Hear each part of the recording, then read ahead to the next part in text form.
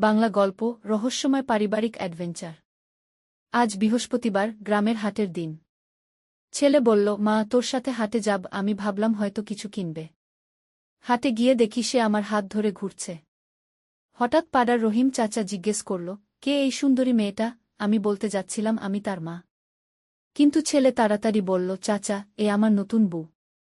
শহর থেকে বিয়ে করে এনেছি। আমি তো অবাক। চাচা বলল, মাশাল্লাহ, খুব সুন্দর জুটি। এভাবে একে একে সবাইকে বলল। কেউ কেউ শুভেচ্ছা জানাল, কেউ বলল গবে ওয়ালিমা।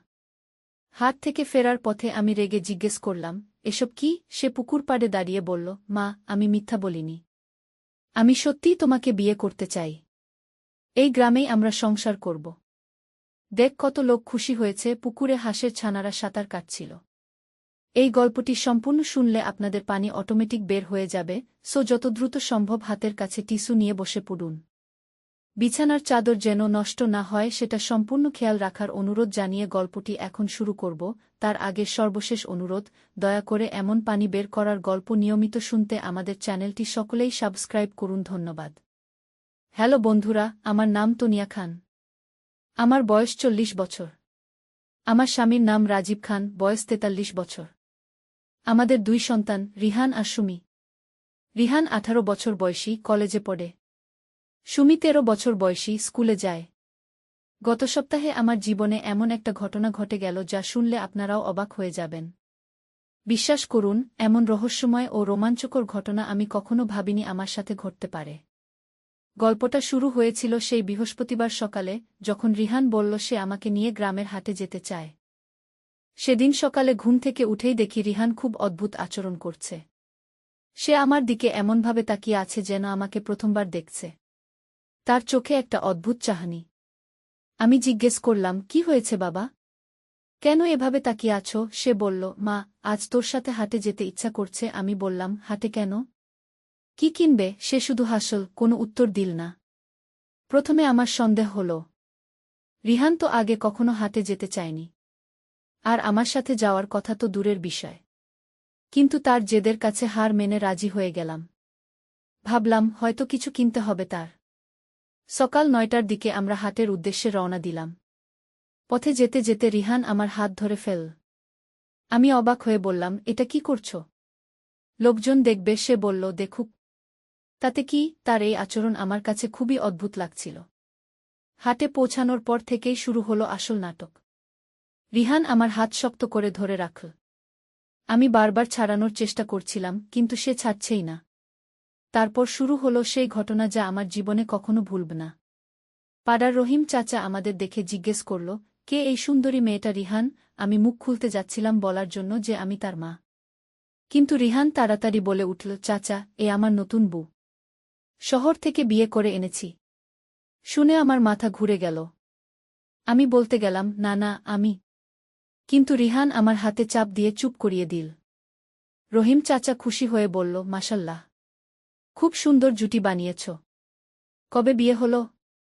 রিহান বলল, গত সপ্তাহে শহরে। আজকে প্রথম গ্রামে এনেছি তাকে। আমি তো স্তম্ভিত। এ কি করছে ছেলেটা? কিন্তু কিছু বলার সুযোগ পাচ্ছি না। এরপর একে একে গ্রামের অনেকেই এসে আমাদের শুভেচ্ছা জানাতে লাগল। বিবি খালা বলল, বৌমা খুব সুন্দর। রিহান, ভাগ্যবান তুমি। করিম কাকা জিজ্ঞেস করল, কবে ওয়ালিমার দাওয়াত দিবে? সবাই আমাকে বৌমা বলে সম্বোধন করছে, আর আমি দাঁড়িয়ে আছি নির্বাক হয়ে। মনে মনে ভাবছি, এ কি হচ্ছে? এই ছেলেটা কি করছে আমার সাথে? হাটের মধ্যেই অনেকে এসে আমার সাথে কথা বলল। ফাতেমা খালা বলল, বৌমা, কোথাকার বাড়ি তোমার? আমি তোতলাতে তোতলাতে বললাম, ঢাকা। রিহান পাশ থেকে যোগ করল, হ্যাঁ, ঢাকার মেয়ে। পড়াশোনা করেছে অনেক। সালমা আপু জিজ্ঞেস করল, বাচ্চা কয়টা নিবে? শুনে আমার গাল লাল হয়ে গেল। রিহান হেসে বলল, আপু, এসব পরে। আগে তো সংসার সাজাই। এভাবে পুরো হাটে আমাদের নিয়ে আলোচনা চলতে লাগল। কেউ কেউ মিষ্টি খাওয়াল, কেউ চা পান করাল। আমি সব সময় চুপচাপ দাঁড়িয়ে থাকলাম, কারণ কিছু বুঝতে পারছিলাম না। হাট থেকে ফেরার পথে যখন আমরা পুকুর পাড়ে পৌঁছালাম, তখন আমি আর চুপ থাকতে পারলাম না। রেগেমেগে জিজ্ঞেস করলাম, রিহান, এসব কি করলে? এভাবে সবাইকে মিথ্যা বললে কেন? রিহান পুকুর পাড়ে দাঁড়িয়ে গম্ভীর হয়ে বলল, মা, আমি মিথ্যা বলিনি। আমি অবাক হয়ে বললাম, মানে? সে বলল, আমি সত্যিই তোমাকে বিয়ে করতে চাই। এই গ্রামেই আমরা সংসার করব। দেখ কত লোক খুশি হয়েছে। আমি হতভম্ব হয়ে গেলাম। বললাম, পাগল হয়েছ নাকি? আমি তোর মা। রিহান বলল, মা, তুমি আমার চেয়ে মাত্র 22 বছরের বড়। আর দেখতেও তো আমার সমবয়সী লাগো। কেউ বুঝতেই পারল না আজ। পুকুরে হাঁসের ছানারা সাঁতার কাটছিল। জলে তাদের প্রতিবিম্ব পড়ে অদ্ভুত এক দৃশ্যের সৃষ্টি করেছিল। রিহান বলতে থাকল, মা, আমি জানি এটা অদ্ভুত লাগছে। কিন্তু আমি তোমার প্রেমে পড়ে গেছি। তুমি এত সুন্দর, এত ভালো। আমি তোমাকে ছাড়া বাঁচতে পারব না। আমি বললাম, রিহান, তুমি কি বলছ? এ তো অন্যায়। সে বলল, কি অন্যায় মা? প্রেম কি কোনো অন্যায়? আমি বললাম, কিন্তু আমি তো তোর মা। রিহান বলল, সৎ মা। রক্তের সম্পর্ক তো নেই আমাদের। হ্যাঁ, এটা সত্য। রিহান আমার সৎ ছেলে। রাজীবের প্রথম স্ত্রীর ছেলে। তার মা মারা যাওয়ার পর রাজীব আমাকে বিয়ে করেছিল। তখন রিহানের বয়স মাত্র 5 বছর। আমি তাকে নিজের ছেলের মতোই মানুষ করেছি। কিন্তু আজ যা বলছে তা তো কখনো ভাবিনি। রিহান বলল, মা, আমি তোমাকে মা হিসেবে দেখতে পারি না।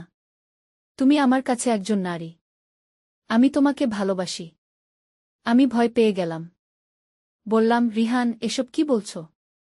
বাবা শুনলে কি বলবে? রিহান বলল, বাবার কথা ভেবো না। তিনি তো সব সময় কাজ নিয়ে ব্যস্ত থাকেন। তোমাকে সময় দেন না। আমি দেব। আমি বুঝতে পারছিলাম যে রিহানের মানসিক অবস্থা ঠিক নেই। কিন্তু কি করব বুঝতে পারছি না। বাড়িতে গিয়ে রাজীবকে বলবো? না, তাহলে পরিবারে কলহ হবে। রিহান আমার হাত ধরে বলল, মা, আমি জানি তুমি এখনই রাজি হবে না। কিন্তু ভেবে দেখো। আমি তোমাকে সত্যিকারের ভালোবাসা দিতে পারব। হঠাৎ পুকুর পাড়ে একটা ছায়া পড়ল। ফিরে দেখি সুমি দাঁড়িয়ে আছে। সে বলল, মা, দাদা, তোমরা এখানে কি করছো? রিহান তাড়াতাড়ি আমার হাত ছেড়ে দিল। আমি বললাম, তোর দাদার সাথে কথা বলছিলাম। সুমি বলল, হাটে সবাই বলছে দাদা বিয়ে করেছে। ব্যাপারটা কি? আমি আর রিহান দুজনেই চুপ। সুমি আবার বলল, দাদা, সবাই বলছে তুমি নাকি একজনকে বউ বলে পরিচয় করিয়েছ। রিহান বলল, তুই বাচ্চা, এসব বুঝবি না। সুমি রেগে বলল, আমি বাচ্চা না। আমার 13 বছর বয়স। আমি সব বুঝি। দাদা, তুমি কাকে বউ বলেছ? পরিস্থিতি জটিল হয়ে যাচ্ছিল। আমি বললাম, সুমি, চল বাড়িতে যাই। পরে কথা হবে। কিন্তু সুমি বলল, না, আমি এখনই জানতে চাই। রিহান তখন একটা অবাক করা কথা বলল, সুমি, আমি মাকে বউ বলে পরিচয় করিয়েছি। সুমি অবাক হয়ে বলল, মানে? রিহান বলল, আমি মাকে বিয়ে করতে চাই। সুমি প্রথমে কিছুক্ষণ চুপ থাকল। তারপর হেসে বলল, দাদা, তুমি কি পাগল হয়ে গেছ? উনি তো আমাদের মা। রিহান বলল, তোর মা আমার নয়। আমার সৎ মা। সুমি গম্ভীর হয়ে বলল, দাদা, এটা কিন্তু ভুল। মা আমাদের মা। এভাবে চিন্তা করা ঠিক না। রিহান বলল, তুই বুঝবি না সুমি। আমি দেখলাম বিশ্বাসটা আরও জটিল হচ্ছে। বললাম, চলো আমরা বাড়িতে যাই। এখানে দাঁড়িয়ে কথা বলা ঠিক না। কিন্তু রিহান বলল, না মা, আমার কথা শেষ হয়নি। তখন সুমি একটা প্রশ্ন করল যা আমাকে ভাবিয়ে দিল। সে বলল, দাদা, তুমি যদি সত্যিই মাকে বিয়ে করো, তাহলে আমার সাথে তোমার কি সম্পর্ক হবে? আর বাবার সাথে কি সম্পর্ক হবে? রিহান একটুক্ষণ চুপ থাকল। তারপর বলল, এসব জটিলতা পরে দেখা যাবে। এখন প্রেমের কথা ভাবি। সুমি বলল, দাদা, প্রেম শুধু প্রেম না। সমাজ, পরিবার, সব কিছু আছে। আমি অবাক হলাম সুমির কথায়। মাত্র 13 বছর বয়সে এত পরিপক্ক চিন্তাভাবনা। আমি বললাম, সুমি ঠিক বলেছে। রিহান বলল, তোমরা দুজনেই আমার বিরোধী। হঠাৎ পুকুরের পানিতে একটা বড় ঢেউ উঠল। কোথা থেকে এল বুঝতে পারলাম না। হাঁসের ছানারা ভয় পেয়ে কিচিরমিচির করতে লাগল। আকাশে কালো মেঘ জমেছে। মনে হচ্ছে বৃষ্টি আসবে। রিহান বলল, বৃষ্টি আসার আগে আমার কথা শুনো মা। আমি সত্যিই তোমাকে ভালোবাসি।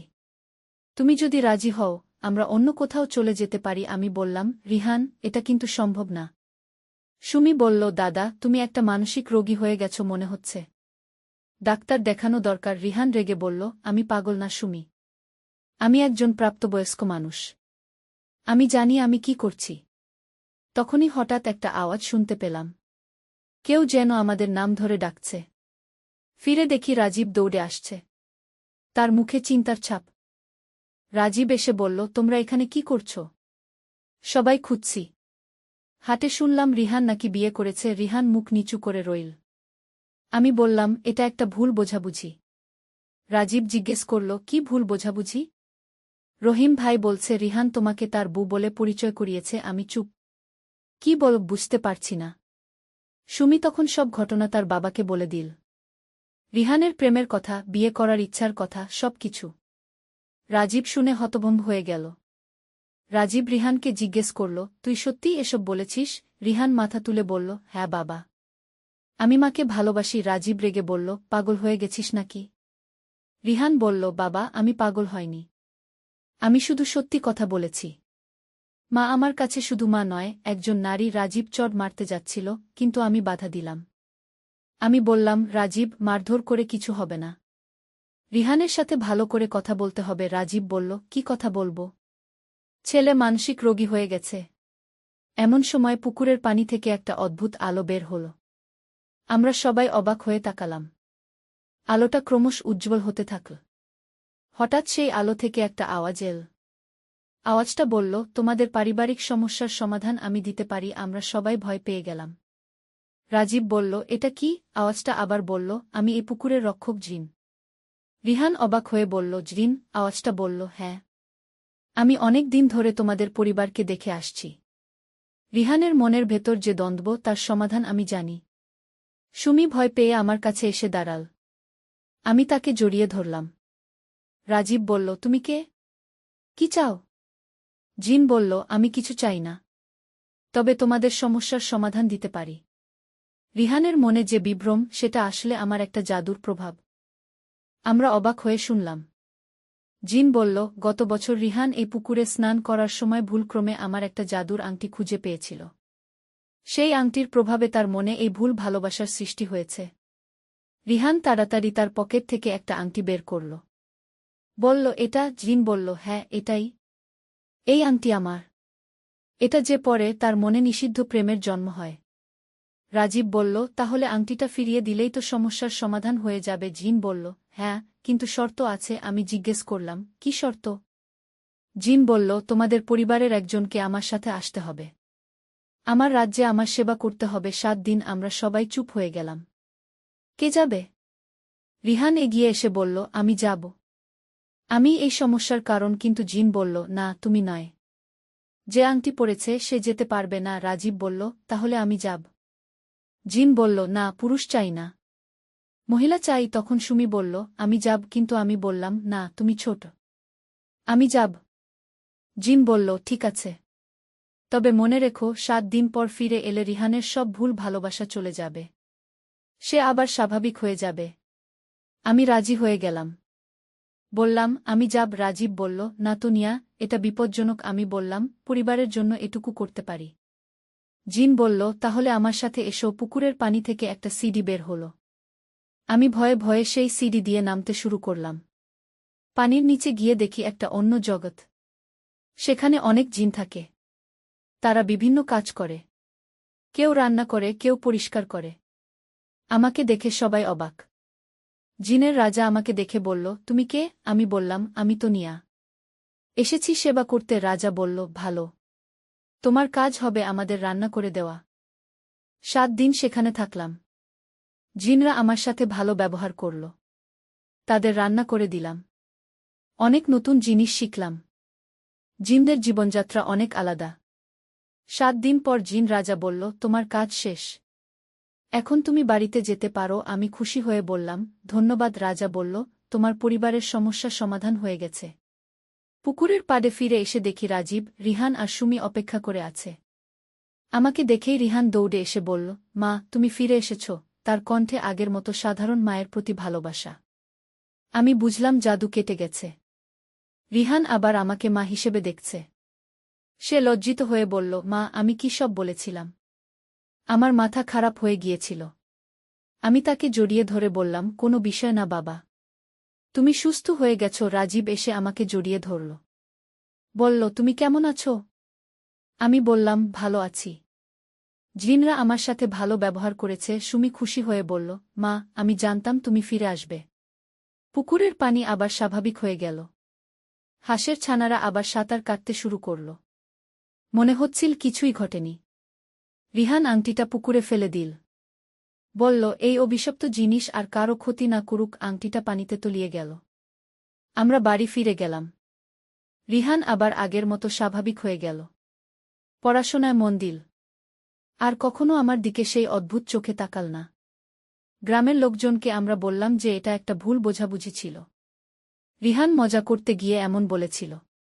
কিন্তু সত্যি ঘটনা কাউকে বলিনি। কয়েক মাস পর রিহানের সত্যিকারের বিয়ে হল। গ্রামেরই এক মেয়ের সাথে। তার নাম রুমা। খুব ভালো মেয়ে। রিহান তাকে নিয়ে খুব খুশি। বিয়ের দিন রিহান আমার কাছে এসে বলল, মা, তুমি যে আমার জন্য এত কষ্ট সহ্য করেছ সেটা আমি কখনো ভুলব না। আমি বললাম, এসব আর বলিস না। তুমি সুখে থাকো। রুমা আমাকে খুব সম্মান করে। আমাকে মা বলে ডাকে। সে একজন আদর্শ পুত্রবধূ। রিহানের সাথে তার খুব ভালো সম্পর্ক। সুমিও বড় হচ্ছে। এখন সে উচ্চ মাধ্যমিকে পড়ে। পড়াশোনায় খুব ভালো। ডাক্তার হতে চায়।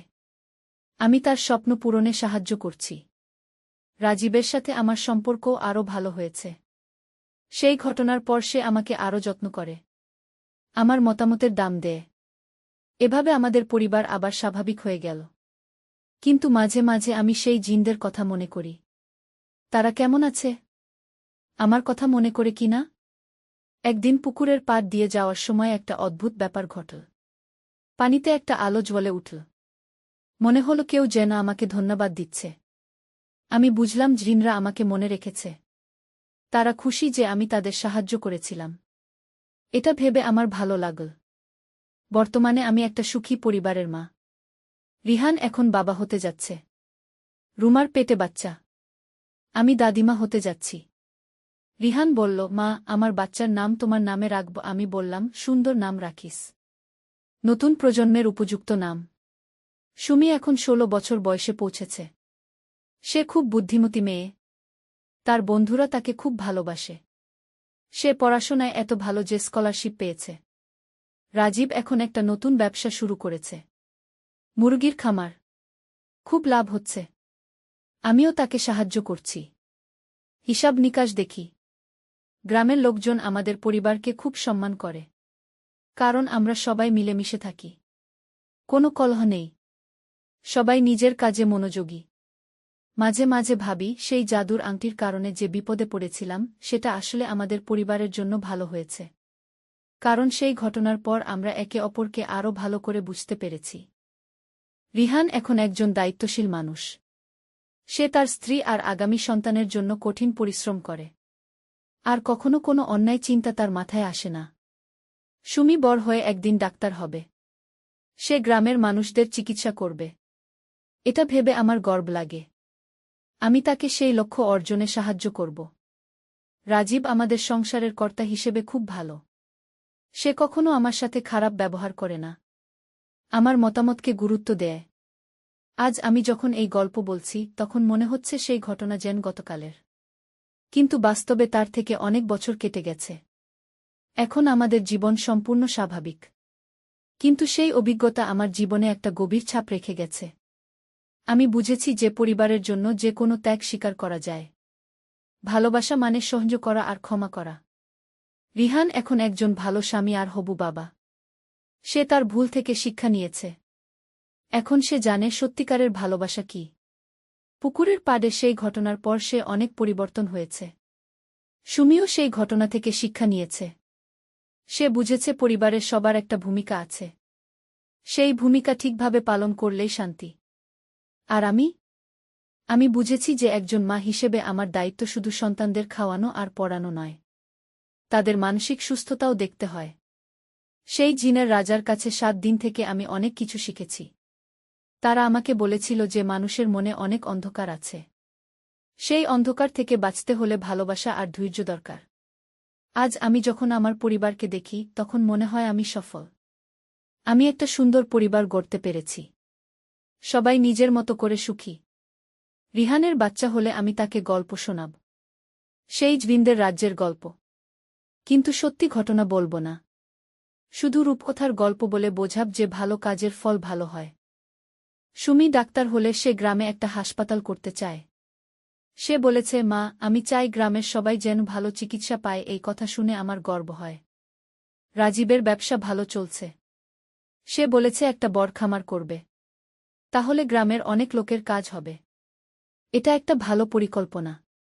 আমি এখন একটা ছোট দোকান খুলেছি। সেখানে গ্রামের মহিলাদের তৈরি হস্তশিল্প বিক্রি করি। এতে তাদের আয় হয় আর আমারও কিছু পকেট মানি হয়। এভাবে আমাদের জীবন চলছে। কোনো বড় সমস্যা নেই।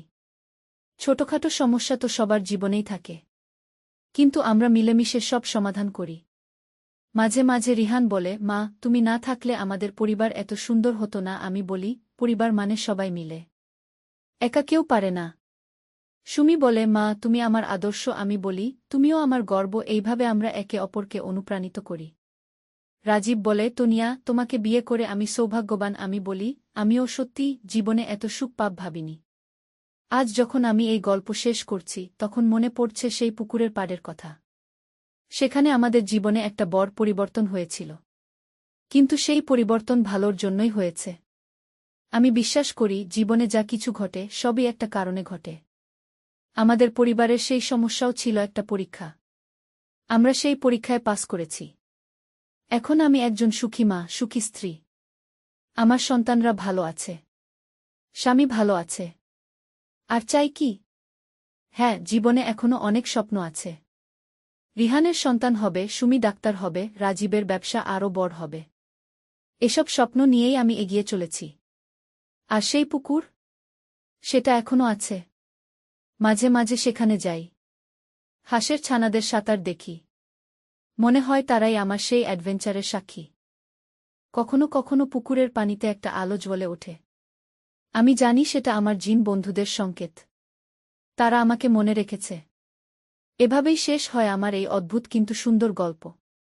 একটা রহস্যময় শুরু, কিন্তু খুশির সমাপ্তি।